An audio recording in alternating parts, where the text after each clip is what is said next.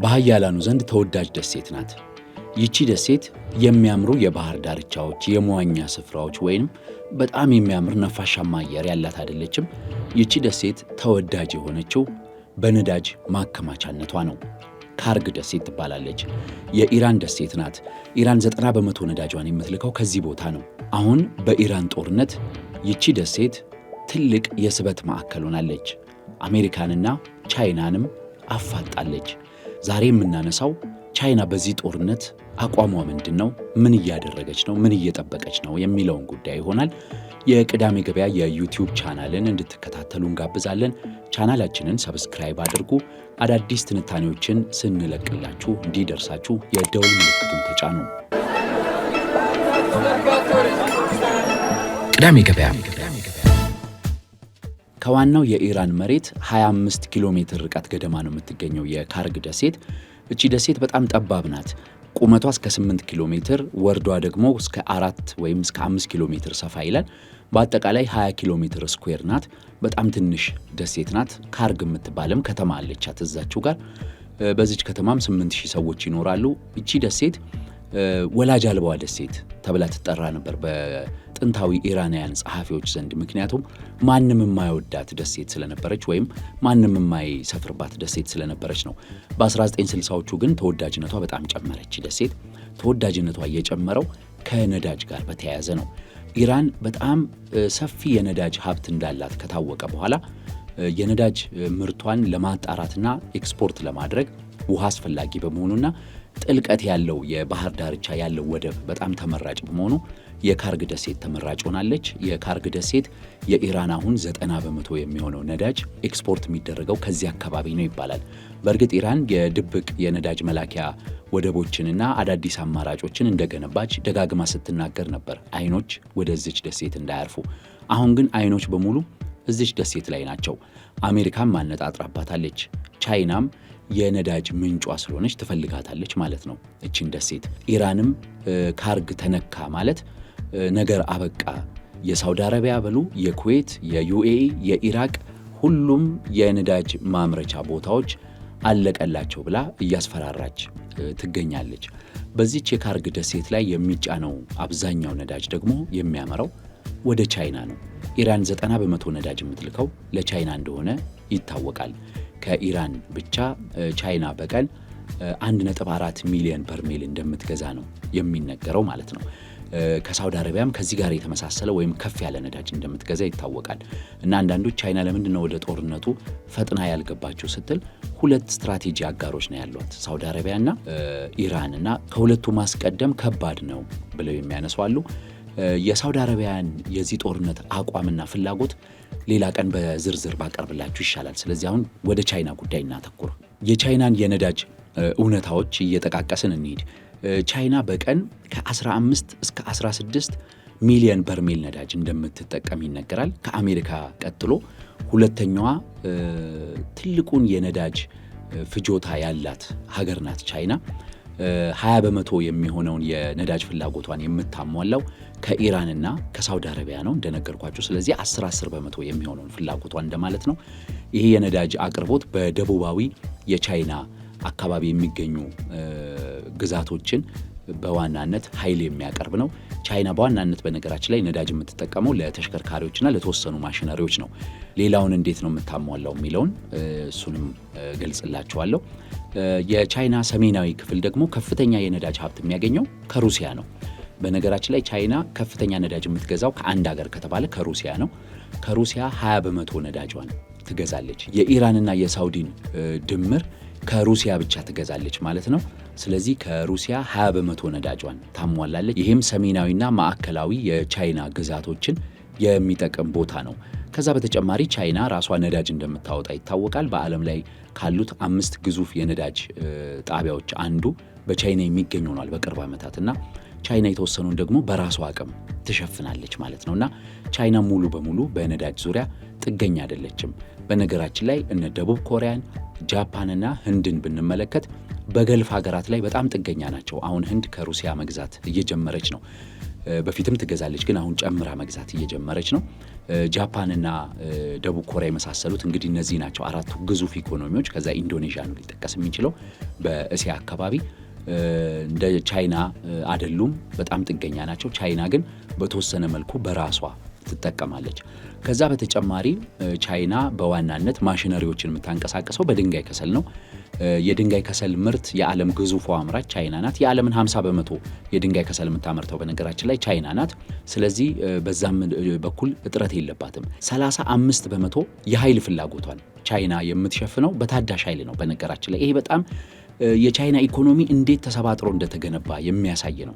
ቻይና ከነዳጅ ጥገኝነት ለመላቀቅና ከሌሎች ሀገራት ጥገኝነት ለመላቀቅ ላለፉት 40-50 ዓመታት በታዳሽ ኃይል ላይ ኢንቨስት አድርጋለች። በተለይም ከ2000 ዓመተ ምህረት በኋላ ለ25 ዓመት በተከታታይ በታዳሽ ኃይል ላይ ኢንቨስት በማድረጓ ትልልቅ የዓለም ግድቦችን ሰርታለች። በውሃዎች ላይ የንፋስ ኃይል ማመንጫዎችና የፀሐይ ኃይል ማመንጫዎችን በመገንባት ቻይና በከፍተኛ ደረጃ ታዳሽ ኃይልን ትጠቀማለች። 35% የሀገሪቱ የኃይል ፍላጎት የሚሟላው ከታዳሽ ኃይል ነው። ስለዚህ ቻይና በኢራን ነዳጅ ላይ ወይም በሳውዲ አረቢያ ነዳጅ ላይ ጥገኛ ናት ብሎ መናገር ያን ያህል አሳማኝ አይደለም። ከዛም በተጨማሪ ቻይና የዓለም ግዙፉን የነዳጅ መጠባበቂያ ክምችት በመያዝም ትታወቃለች። ከ1 ቢሊዮን በርሜል በላይ መጠባበቂያ ያላት ይባላል። እስከ 1.4 ቢሊዮን ይደርሳልም የሚሉ አሉ። ስለዚህ ይሄ ጦርነት በትንሹ ከ4 ወር በላይ ቻይና መታገስ እንደምትችል ይታመናል ማለት ነው ባላት የነዳጅ ሀብት። አሁንም ደግሞ ከሆርሙዝ አካባቢ የሚወጡ መርከቦች እንዳሉ ይታወቃል፣ ወደ ቻይና የሚሄዱ። አሜሪካ የተወሰኑትን አሁን እየዘጋች መሆኑ ይነገራል። ከሆርሙዝ አልፈው ወደ እስያና ወደ ሌላ አካባቢ ሊሄዱ የፈለጉትን በተለይ የኢራን ንብረት የሆኑ መርከቦችን አሜሪካ እየከለከለች ነው። ወደ 140 ሚሊዮን በርሜል ነዳጅ የያዙ መርከቦችን ወደ 22 የሚደርሱ የኢራን መርከቦችን እንዳይንቀሳቀሱ መከልከሏ ይነገራል። አሜሪካ ይህንን እፈቅዳለሁ ሁላ እያለች ነው አሁን እንደ መደራደሪያ ሀሳብ ከቀረቡት መካከል ማለት ነውና ቻይና ግን አሁንም የተወሰነ ነዳጅ እንደሚያልፍላት ይታሰባል። ስለዚህ በኃይል ጉዳይ ካነሳ ነው ቻይና በዚህ ጦርነት የኃይል ጫና ያርፍባታል ብሎ መጠበቅ የሚታሰብ አይደለም። በትንሹ ከ4 እስከ 8 ወር ድረስ መታገስ የሚያስችል አቅም አላት። ስለዚህ ይሄ ጦርነት ወይ ቶሎ ድርድር እንዲደረግ ወይ ደግሞ ቶሎ መፍትሄ እንዲያገኝ ወይ ደግሞ ቶሎ ከኢራን ጋር አሊያም ከአሜሪካ ጋር ወግና ለመቆም ቻይና የሚያስቸኩላት ነገር የለም፣ ከኃይል መሰረተ ልማት ጋር በተያያዘ ማለት ነው። አንደኛውና ዋናው ጉዳይ ይሄ ስለሆነ ነው እንግዲህ ይሄን ያነሳ ነው። በሁለተኛ ደረጃ የምንመለከተው የዓለም የሌላ ሀያልነት ፍትጊያው ነው። ቻይናና ሩሲያ ለምን ለኢራን ወታደራዊ ድጋፍ አላደረጉም የሚል ትንታኔ ከዚህ ቀደም አቅርቤላችኋለሁ። ዛሬ ግን በደንብ መመልከት የፈለግኩት የቻይናና የአሜሪካ ልዕለ ኃያልነት ፍጥጫ በኢራን ጦርነት ዙሪያ ያለው ነው። ሁለተኛው ነጥብ ማንሳት ያለብን ማለት ነው። ቻይናና አሜሪካ በዚህ ጦርነት ተፋጠዋል። እንዲያውም ይሄ ጦርነት ሙሉ በሙሉ የልዕለ ኃያልነት ጦርነት ነው ብለው የሚተነትኑ ሰዎች አሉ። ከሱ አንጻር በእኔ እምነት ሙሉ ለሙሉ ልዕለ ኃያልነቱ ብቻ አይደለም፣ ግን ይሄ ትልቅ ቦታ የሚሰጠው ነው በዚህ ጦርነት ውስጥ። ምክንያቱም ቻይና ኢራን ከተፈቀደላት ወይም ማዕቀብ ካልተጣለባት የነዳጅ መጠን በተጨማሪ እንደምትገዛ ብዙዎች ያምናሉ። ስለዚህ ቻይና ከኢራን የምታገኘው ነዳጅ በጣም በርካሽ ዋጋ ነው እና የቻይና የኢኮኖሚ ተወዳዳሪነት አንዱ ከኢራንና ከቬንዙዌላ ስትገዛ የነበረው ርካሽ ነዳጅ ነው ብለው የሚያቀርበዋሉ። ቬንዙዌላ ተይዛለች ወይም በአሜሪካ ወዳጆች ቁጥጥር ስር ናት። ኢራንም አሁን በዚህ ጦርነት ሳቢያ ለቻይና በርካሽ ነዳጅ ማቅረብ አትችልም። ስለዚህ የቻይናን ኢኮኖሚ ትንሽ ፈተና ውስጥ መጣል ያስፈልጋል የሚል የአሜሪካ እምነት እንዳለ ይታመናል። ከዛ በተጨማሪ አሁን የካርግ ደሴትንም ጉዳይ ስናነሳ በዋናነት ለቻይና ነዳጅ የሚጭን ማዕከል ነው። ያንን መያዝ ነው።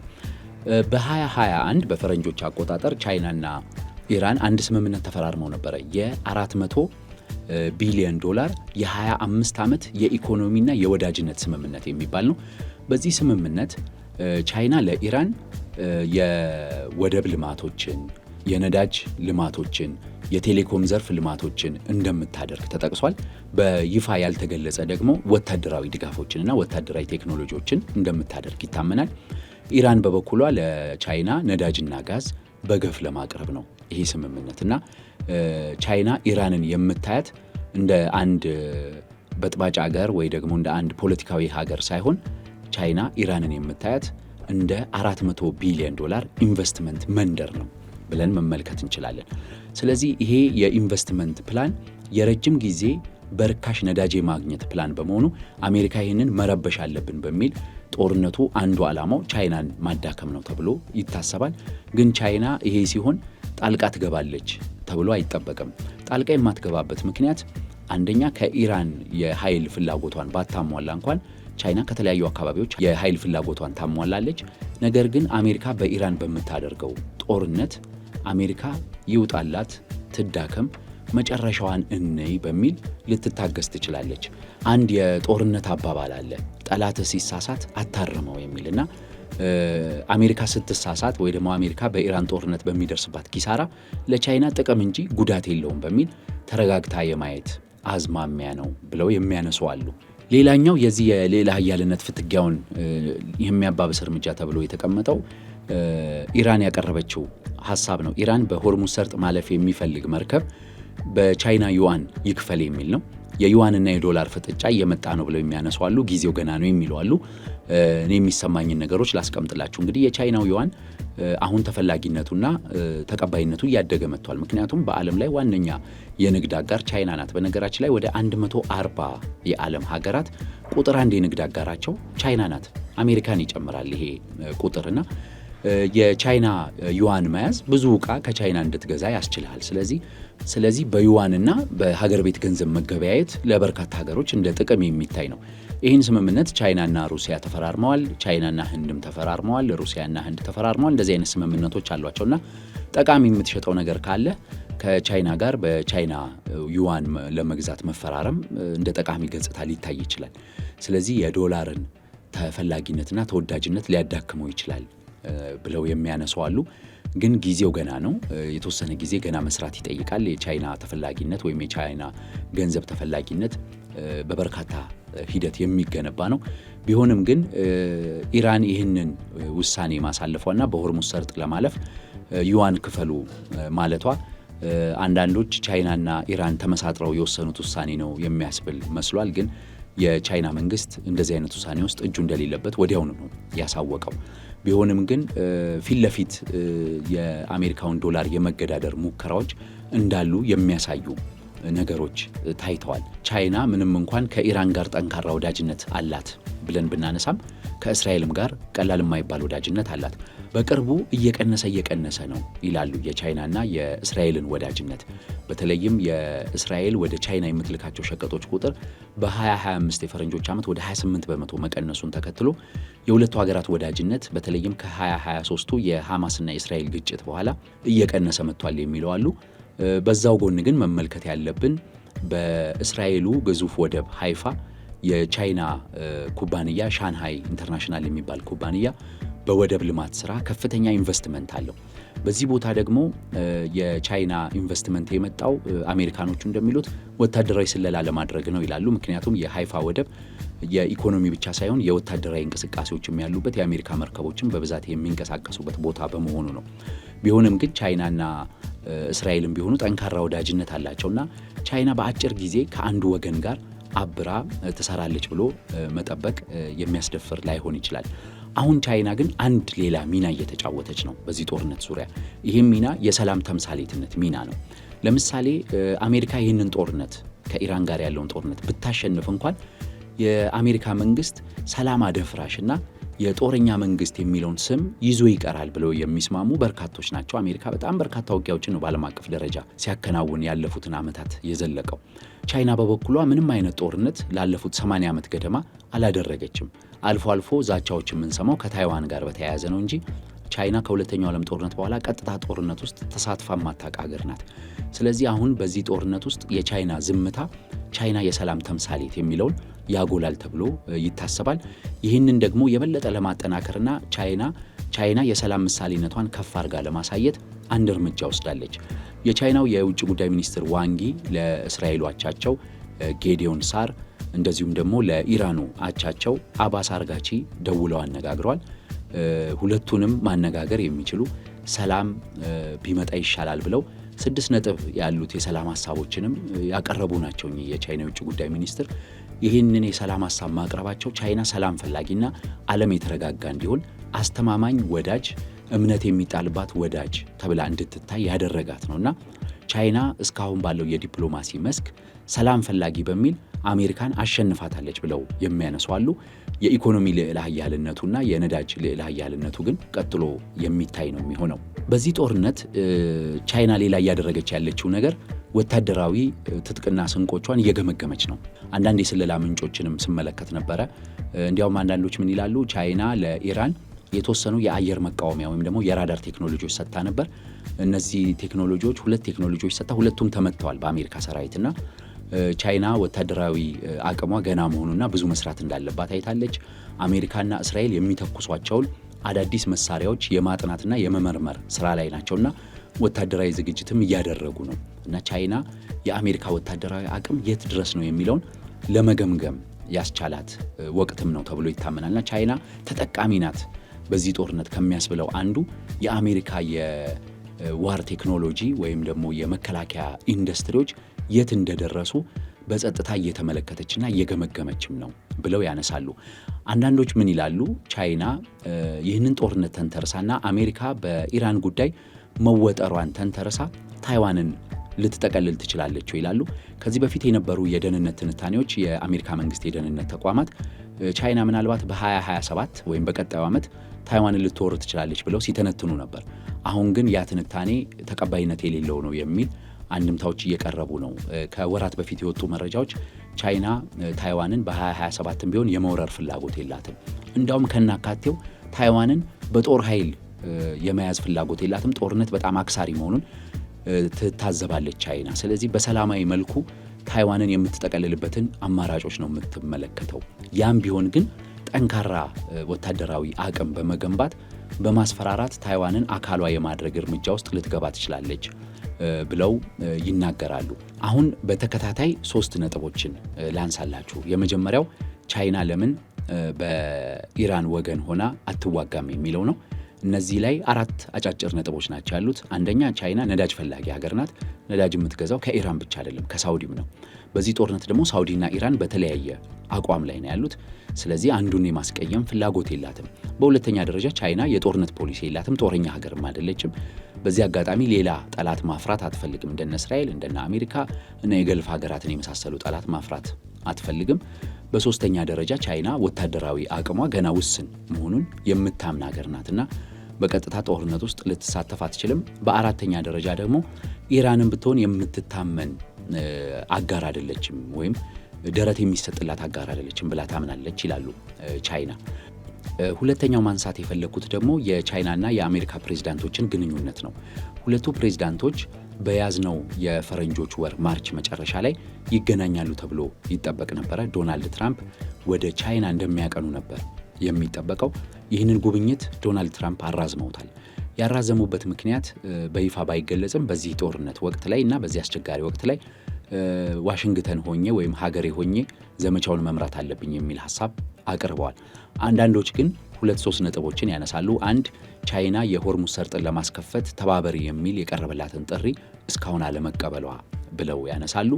በሁለተኛ ደረጃ ደግሞ አንዳንድ በኢራን በኩል ጥቅም ላይ የሚውሉ መሳሪያዎችና የራዳር መቆጣጠሪያዎች ከቻይና ድጋፍ የተገኙ ናቸው የሚል አንድምታ እንዳለ በአሜሪካ በኩል አለና ለዚህ ተቃውሞ ነው የአሜሪካ መንግስት ይህን ውሳኔ ያሳለፈው ብለው ያነሳሉ።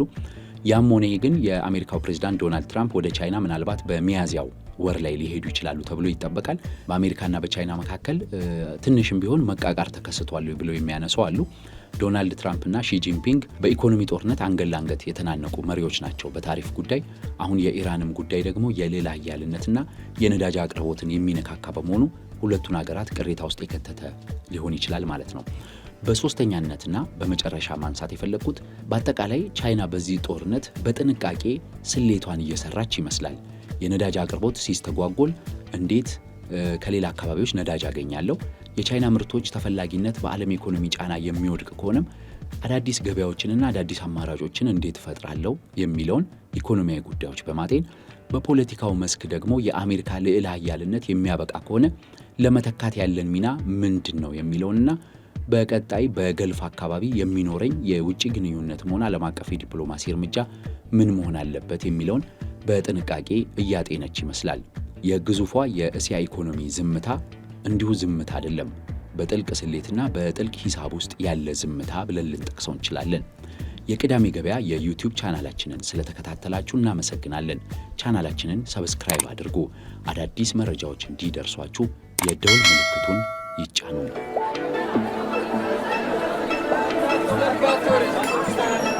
ቅዳሜ ገበያ